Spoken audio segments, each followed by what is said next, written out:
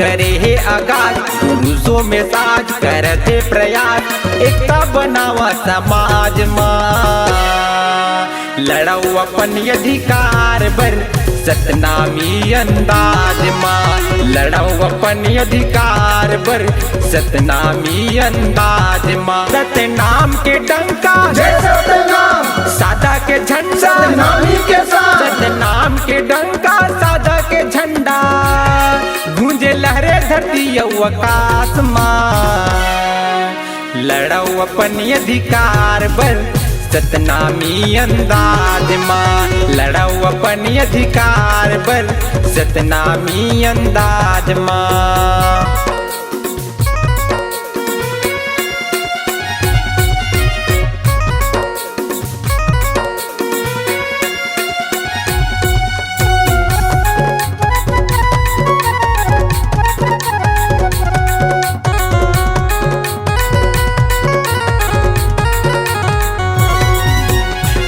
के कहना न्याम लड़ना सत विश्वास से आगू बढ़ना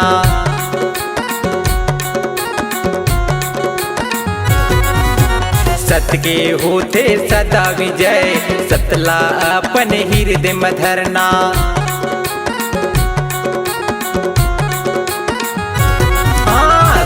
के कहना न्याम लड़ना सत विश्वास से आगू बढ़ना सत के होते सदा विजय सतला अपन हृदय में धरना सतनामी के साथ जय सतनाम जोड़ा जैत खाम सतनामी के आन सतनामी के साथ जोड़ा जैत खाम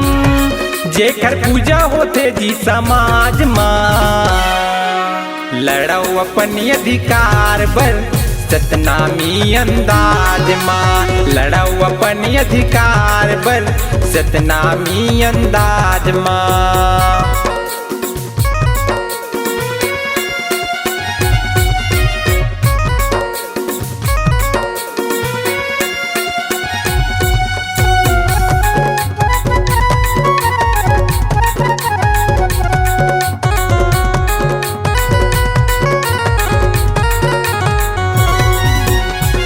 के कहना शिक्षित बनना समाज ला संगठित करना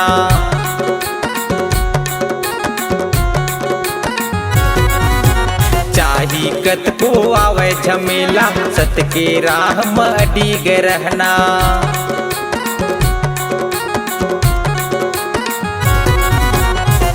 के कहना शिक्षित बनना समाज ला संगठित करना चाही कत को आवे झमेला सत के राह में अडिग रहना एक नाम जय सतनाम सतनामी के साथ है पहचान एक नाम है सतनाम जेकर जपन कर दिन रात माँ लड़ाऊ अपन अधिकार बर सतनामी अंदाज माँ लड़ाऊ अपन अधिकार बर सतनामी अंदाज माँ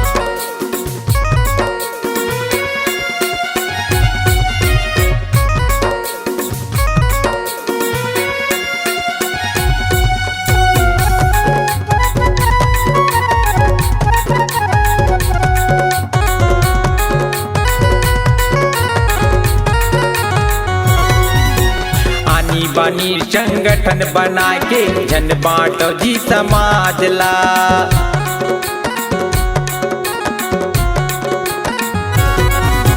सुमता के नव रस्ता गढ़ मानव गुरु के बात ला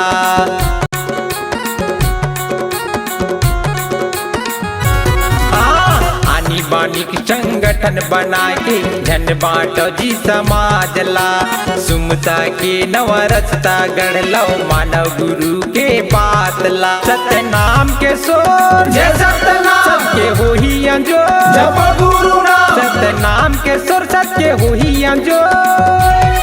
चलो कदम मिला के साथ माँ लड़ो अपन अधिकार बर सतनामी अंदाज माँ लड़ो अपने अधिकार बर सतनामी अंदाज माँ लड़ो अपने अधिकार बर सतनामी अंदाज माँ लड़ो अपने अधिकार बर सतनामी अंदाज माँ लड़ो अपने अधिकार बर सतनामी अंदाज माँ।